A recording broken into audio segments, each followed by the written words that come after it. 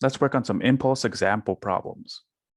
Number one, a hockey player applies an average force of 80 newtons to a 0.25 kilogram hockey puck for a time of 0.2 seconds.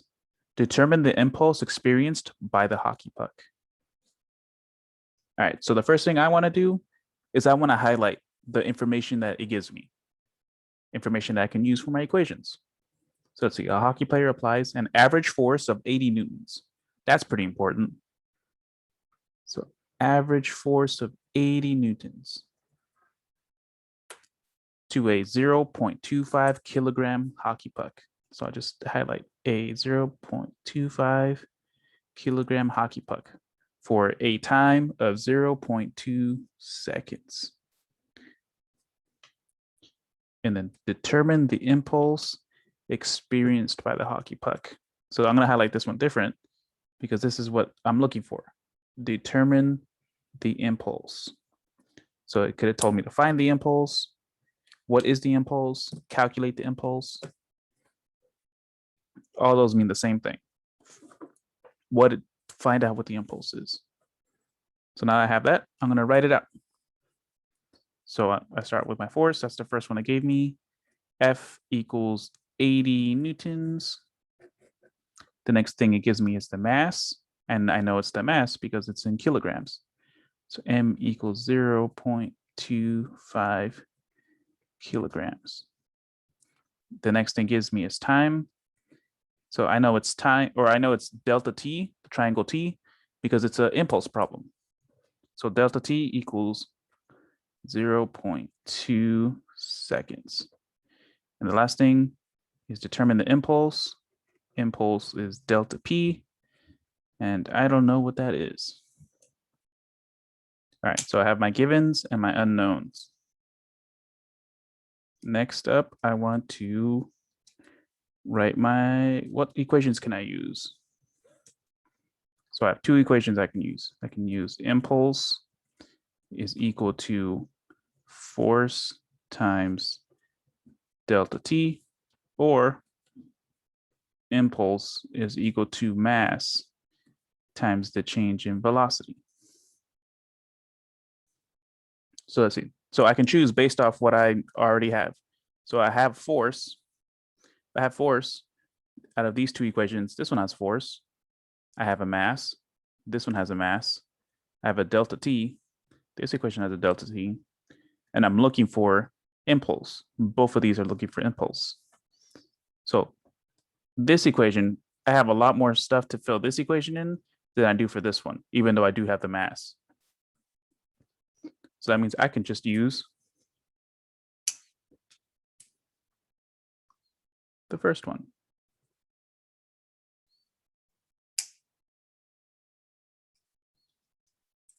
So I can rewrite this, just rewrite it. Delta P impulse is equal to F times delta T.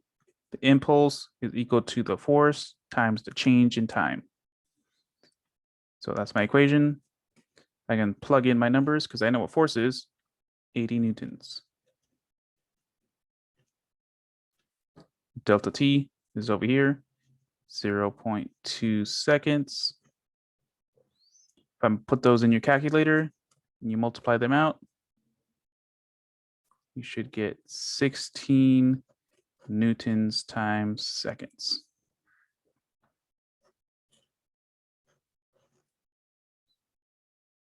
As for the units, if you were to multiply newtons times seconds, because newtons is shorthand for kilograms times meters per second squared. So if I multiply that times seconds,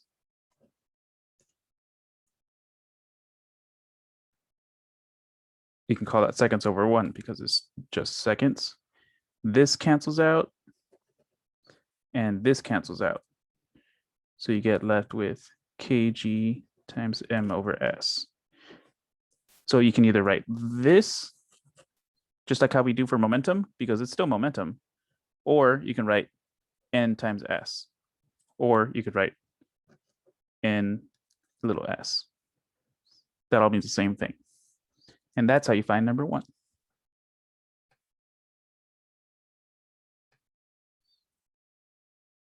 All right, question 2. Aunt Mary needs to hang a picture in her bedroom. She uses a hammer to drive the nail into the wall. Find the force exerted by the hammer on the nail if the hammer stays in contact with the nail for 0.5 seconds and has an impulse of 25 newtons times seconds. All right, so let's go back to our highlighters. So this question has a lot, it's pretty long, but the first 2 sentences don't really help us out in trying to calculate. It just sets up what's going on. So you have an Aunt Mary, she needs to hang a picture in her bedroom. She uses a hammer and a nail.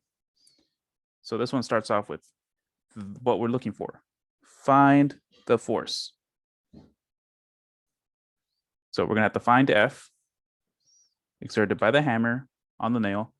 If the hammer stays in contact with the nail for 0.25 seconds, so because we know that's seconds, that's gonna be time and has an impulse of 25 newton seconds or newtons times seconds.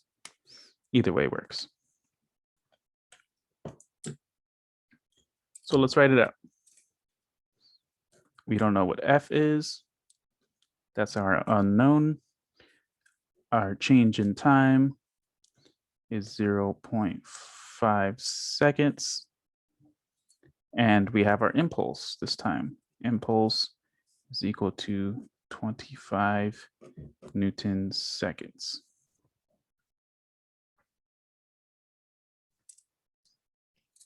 All right, 2 givens, 1 unknown.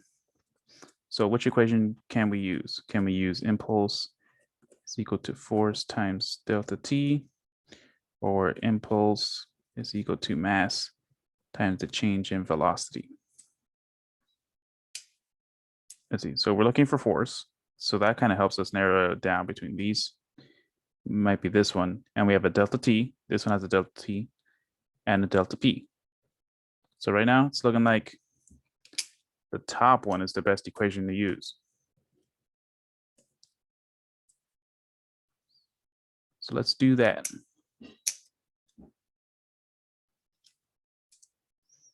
So we have impulse is equal to force times the change in time. So we know what impulse is, 25 newton seconds. We don't know what force is, but we know what time is, 0.5 seconds. So now because I want to get force by itself, I need to divide both sides by this. So let me just write it again so you can see it, so I can scratch stuff off. It's equal to force times 0.5 seconds. Divide this whole thing by 0.5 seconds. Divide this whole thing by 0.5 seconds. So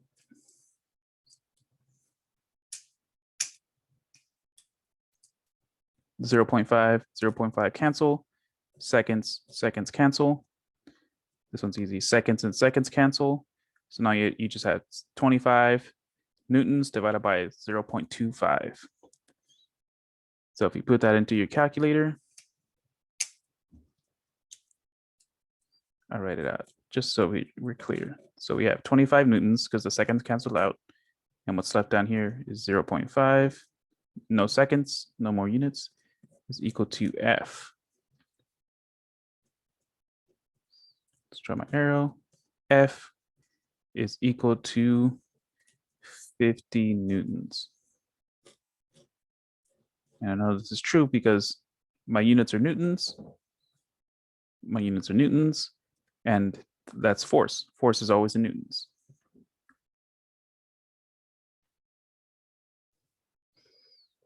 All right, question 3.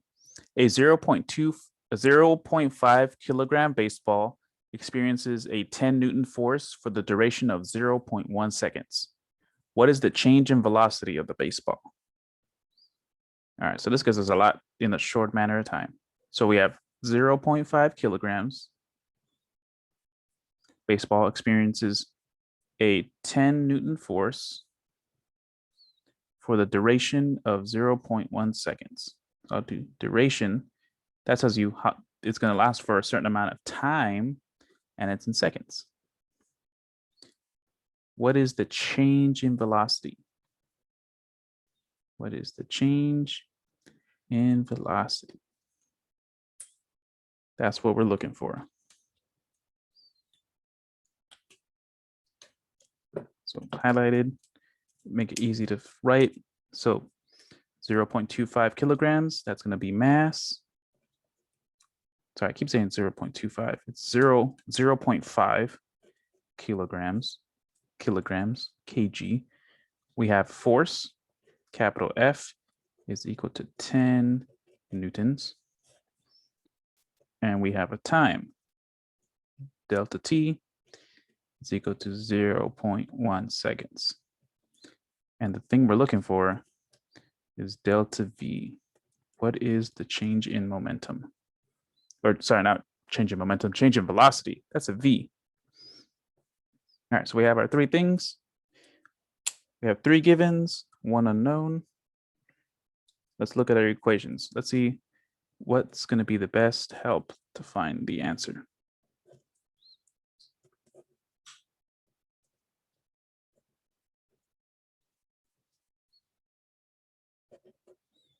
So there's our two equations.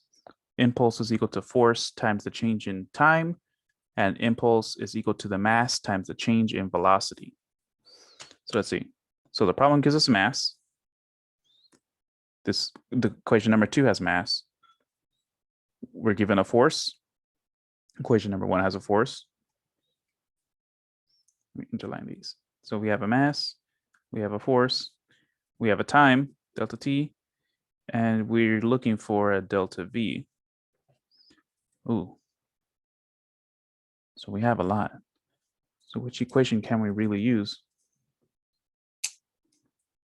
Because we have a lot in both. So the question is, why not both?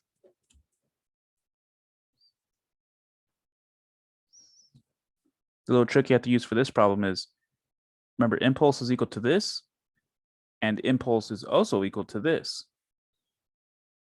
And because the problem doesn't give us an impulse, we could find impulse because we have F and T, or we could just skip it and set it equal directly to this. Because another way to write this would be F times delta T is equal to delta P, but delta P is equal to this. So if they're just equal to that, we can just skip it, skip the delta P.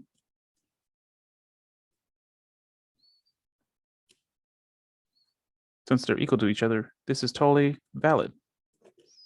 We can just do this.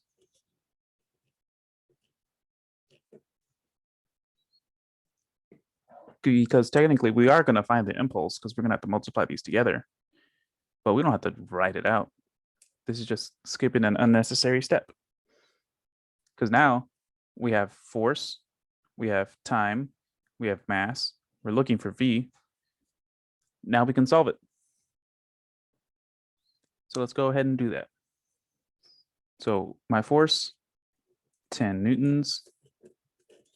My time, 0.1 seconds. And that's equal to my mass, which is 0.5 kg. And then I don't know what my change in velocity is. That's what I'm looking for. So I have that. I write this part again. So everything's exactly the same. But now I want to cross some stuff out, do some math. So what I'm going to do is, maybe I'll do this in a slightly different color. I want to get delta V by itself. That's what I'm looking for. So I'm going to divide by 0.5 kg. But if I do it to one side of the equal sign, I gotta do it to the other side too. It's gotta stay balanced.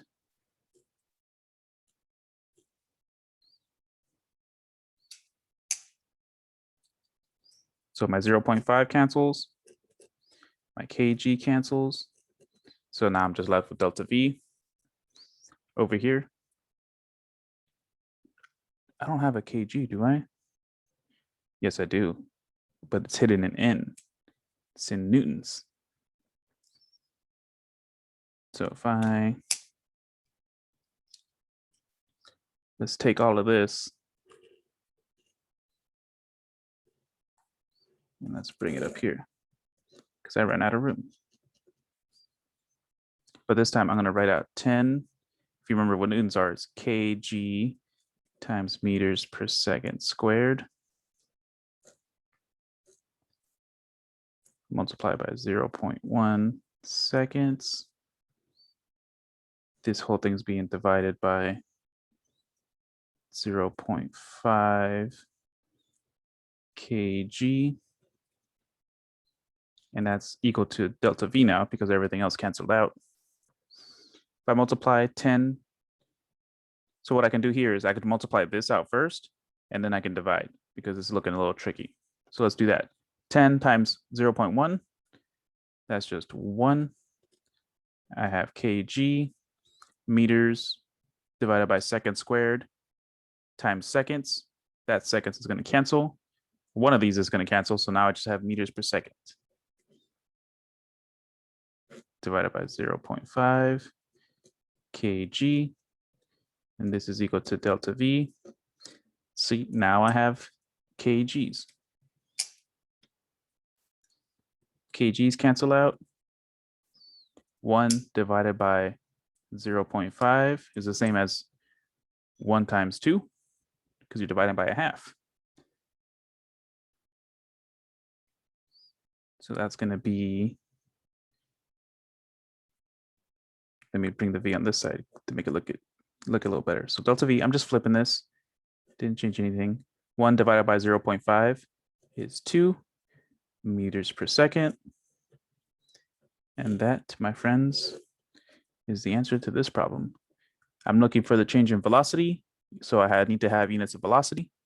Meters per second, those are the units of velocity. My answer is correct.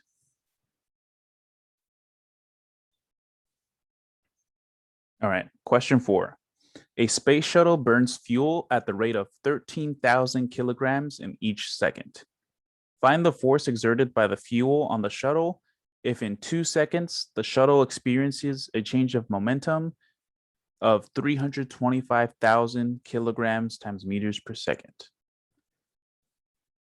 All right, one thing that this problem might scare you is that these are some really big numbers. But keep in mind, we're talking about a space shuttle. Those things are huge. So it makes sense that our numbers here, they're going to be pretty big. So don't let that intimidate you. Just know this is kind of related. It's part of the problem. They're big numbers. They seem scary, but don't worry about it. We want our numbers to be big because that's what it takes to send a whole space shuttle into space. So let's start with the highlighting. What does this problem give us? So space shuttle burns fuel at a rate of 13,000 kilograms. So this might be a little confusing because it tells you 13,000 kilograms in each second, but it only gives us kilograms. So just worry about the kilograms. Next up, it tells us what we're looking for. Find the force. In this case, it's find the force exerted by the fuel on the shuttle. If in 2 seconds, so it gives us a time, 2 seconds, the shuttle experiences a change in momentum of 325,000 kilograms times meters per second.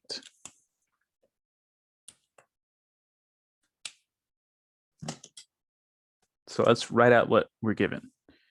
So we start with the mass, which is 13,000 kilograms. We don't know what the force is. That's what we're trying to find. We're given the time, which is 2 seconds. And we're given an impulse, a change in momentum, which is 325,000 kilograms meters per second. So Boom, we have all of that. So now let's look at our two equations. We have impulse is equal to force times delta T, and we have impulse is equal to mass times delta V. So we're given a mass. This equation gives us a mass. We don't know what force is, so we need to find for force. We're given a time, and we're given an impulse. All right, so we don't need to find delta V, but we do need to find F. So it looks like equation number 1 is looking like our friend.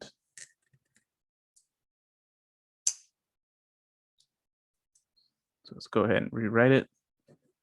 Impulse, change in momentum, is equal to force times change in time.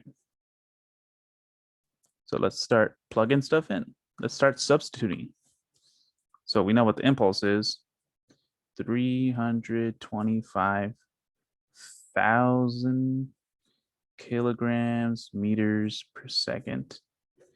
That's equal to our unknown. We don't know what force is, but we do know what the change in time is, 2 seconds.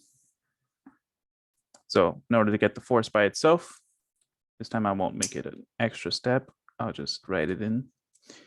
We need to divide both sides by 2 seconds.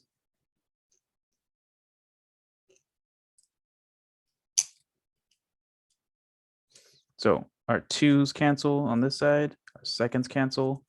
So our F is by itself. I'll put a little check mark so I know. All right, this side is ready to go. On this side, 325,000 divided by 2. We can do that. What's half of that? We'll figure it out in a bit. Seconds divided by seconds. Wait, no, that's not right. We're not dividing. That seconds is under a division sign. Let's rewrite this. That way we can see what's going on. So we have 325,000 kilograms meters. But now I'm going to write in seconds right here. So this is still the exact same thing as this, as the top line. But now, remember, we're multiplying.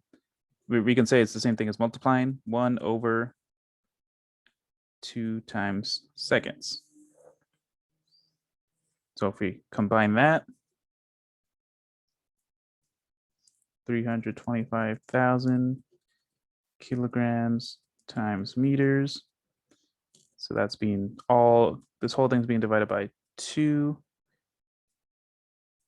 seconds. So this is what we're dividing by. But don't forget, we have a meters per second over here. And if they're right next to each other, we're going to be multiplying. So seconds times seconds, you can treat that as like a variable. X times X, a short way of writing that is just seconds to the power of 2, because there's 2 of them. But first, really quick, let's do our quick maths. 325,000 divided by 2. That's going to be 162,500. Then we have our kilograms. That didn't change. We have our mass. Not mass. Meters. Meters are units. Mass is a variable. So meters divided by seconds times seconds. That's going to be seconds squared. So that's where we get that. But we know what this is. We can write a short version of kilograms times meters per second squared. So one last rewrite. So number stays the same. This is equal to just newtons. And don't forget what we're looking for. Our F. So we're looking for the force. We have a big number because it's in a space shuttle and it's in newtons. Newtons are the units for force. Our answer is correct.